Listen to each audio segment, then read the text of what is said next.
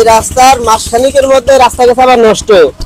সরকাররা টাকা দেয়, আমাদের জনগণরা তা মনে হয় ভাগযোগ করে খায়। রাস্তাটা ঠিক করার কথা, সুন্দরভাবে রাস্তা ঠিকঠাক করে চলেছে এরকম, আমাদের রাস্তার পরিস্থিতি আগামাতা এরকম, যাতে গাড়ি প্রতিনিয়ত পাল্টে যাচ্ছে। তা আমাদের চলতে ফিরতে অনেকের সব রকম সমস্যা। কুয়ে বাজার মোস্তফা পর্যন্ত তো পুরো খারাপ আছে, রেল লাইনের গোড়াও খারাপ, আর রাজবাদের আগে ওই জায়গা খারাপ, প্রতিনিয়ত ওই জায়গায় গাড়ি পাল্টে খায়। কিছুক্ষণ আগে আমি আমার গাড়ি নিয়ে রাস্তায় পাল্টি খাইছি, এরকম প্রত্যেকটা দিন 2, 3, 4, 5টা গাড়ি পাল্টি খায় প্রত্যেকটা দিন।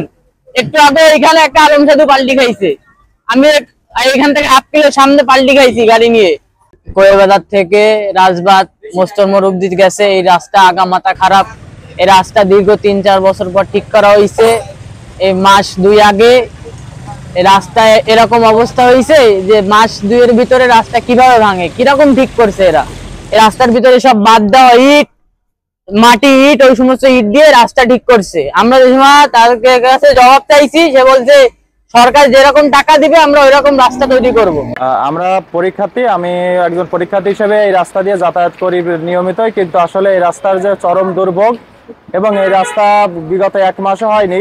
আপনারা এখানে যদি দেখান, এখানে দেখতে পারবেন যে চরম অবনতি, এবং এখানে আমার মনে হয় যে বরাদ্দের সুষ্ঠু বন্টনও হয়নি বা বাস্তবায়ন হয়নি। যদি সুষ্ঠু বাস্তবায়ন হয় তাহলে আসলে রাস্তায় 1 মাসের ভিতরে কেন একটা রাস্তা হয়ে যাবে। উন্নত বিশ্বের দিকে যদি আমরা তাকাই, আসলে সেদিকে কিন্তু একটা রাস্তা করলে সেই রাস্তাটা দীর্ঘদিন তারা মানুষের ব্যবহার করতে পারে, সেই সুবিধা ভোগ করতে পারে। কিন্তু আমাদের দেশে এই অনিয়ম, দুর্নীতি, অবহেলার কারণে, এটার কর্তৃপক্ষ উদাসীনতার কারণে এদিকে আপনারা দেখতে পারেন যে রাস্তার কি অবস্থা।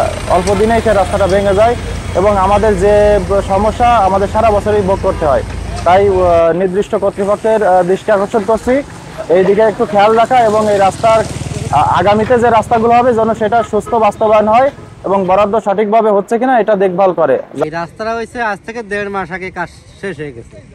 এই রাস্তাটা এমনভাবে করছে, মানে বুক নিচু হয়েছে, বুক নিচু করবে, সেখান থেকে হয়েছে বুক নিচু, মানে পানি জমার থেকে এই হয়েছে।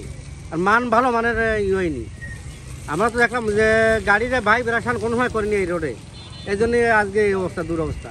এই অবস্থা আমরা ব্যবসা করি, কোনো লোকজনের রোডে আসছে না। এখন ফুল দুর্নীতি করে গেছে কন্ট্রাক্টর। আমাদের আগে যে রাস্তা ছিল তার থেকে অনেক খারাপ, আমরা অনেক দুর্ভোগ পাচ্ছি। রাস্তার মাঝখানে বড় বড় খালের মতো গর্ত হয়ে গেছে। এই একটা জিনিস আপনাদের প্র্যাকটিক্যাল দেখাচ্ছে, এই হ্যাজিংটা যখন দিচ্ছে একটু খেয়াল করেন, এই হ্যাজিংটা যখন দিচ্ছে, হ্যাজিংটা দিয়ে একটু রোলার করে দিচ্ছে, রোলার করে ডাবা দিচ্ছে।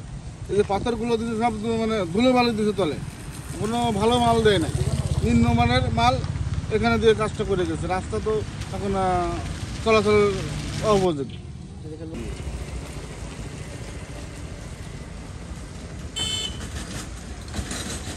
আপনি কি নির্ভুল রোগ নির্ণয় করতে চান? সঠিক চিকিৎসা সেবা পেতে আর দ্বিধা নয়, আজই আসুন সিটিজেন ল্যাবে।